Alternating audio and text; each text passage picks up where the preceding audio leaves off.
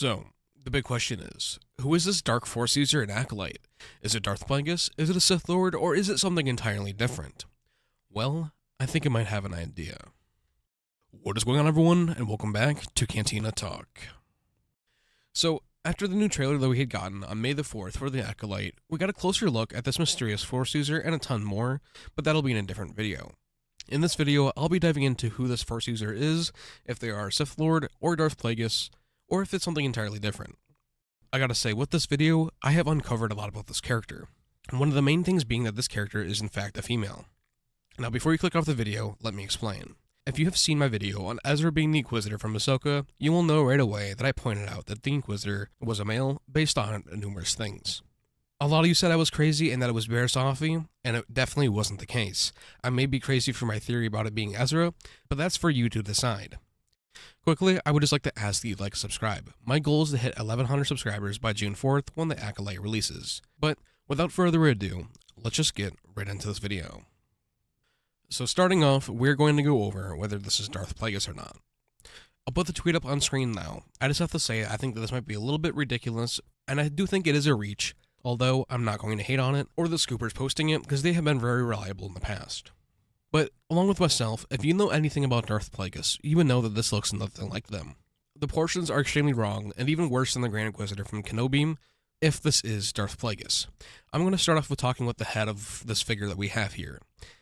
The proportions with the head are completely different from what we know Darth Plagueis to look like, and the slenderness from this character's overall build is completely off. I was showing you what Darth Plagueis looks like now, and you can decide if you agree or disagree with how this looks. I guarantee that this isn't Darth Plagueis, but I'm still going to leave it up for debate. But now I'm going to move on to if this character is in fact a female. So with the details that I'm about to point out, 90% of the people that watch the trailer missed this. I've done this before with one of the Ahsoka trailers where Shin Hante's unconscious body was shown for 18 frames, and everyone missed it. With that, if you go to the end of the Acolyte trailer that we had gotten on May the 4th, for a total of 41 frames, we get a good but a little bit blurry look at this character. In those 41 frames, we can see that this character is extremely short. I'm saying around 5'1" or even shorter. Along with that, take a closer look at the shoulders here. They are very slim and petite. I quickly just want to add, I'm not at all meaning any of this to be sexist, I'm just pointing out the anatomy here before anyone jumps to some crazy conclusions.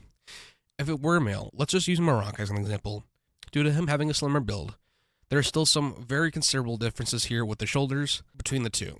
I'll let you form your own opinions on it, but I'm going to say that this is definitely a female, just based off the shoulders and the height alone. Lastly, if we look at the shot that we've gotten now on two separate occasions, we can see the full build of this character. I also got to say, the cloak isn't helping this case of it being a male either. The cloak is still easily a foot to a foot and a half off of the ground for starters. But secondly, the character is extremely short and has a very slim physique, and their shoulders are also very petite. Overall, this is without a doubt a female character. I am now going to move on to the second part of this video, and that is going over the questioning whether or not this is a Sith Lord. So, right off the bat, the biggest question is this going to retcon the Phantom Menace?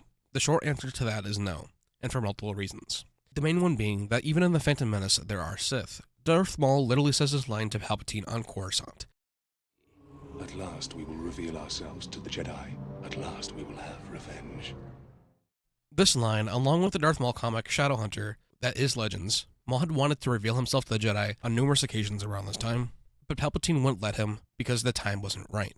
The Sith had been around for the past 1,000 years, just in the shadows, living under the rule of two. That is why they've been able to stay so hidden all this time. The Sith have just made it their mission to not reveal their presence all along this time. For example, Darth Tenebrous and Darth Plagueis and Darth Sidious and Darth Maul. At least for the past 100 to 150 years, these have been the Sith Lords that we currently know were alive and active. With that, Darth Tenebrous and Plagueis were alive and present during the time frame of Acolyte, and without a doubt will make an appearance in one way, shape, or form in the show, but the Jedi characters will not be present during that scene. If anything, it'll probably be sometime in Season 2, or a cliffhanger leading into Season 2. And if they are shown before some Jedi, the Jedi definitely will not make it out alive to go ahead and spread the word. The Sith will go ahead and easily kill them off just because that word cannot get out. And with that, yes, the Sith were defeated. The Jedi had not encountered a Sith for over 1,000 years. The first recorded sighting was Maul on Tatooine. Just because they weren't seen for 1,000 years, it doesn't mean they weren't around. Like I had said previously, they had just been in the shadows. The Jedi at this time were at the height of their peak and at the height of their arrogance. Due to there not being a sighting of any Sith for so long, they wouldn't and couldn't fathom it being even remotely possible.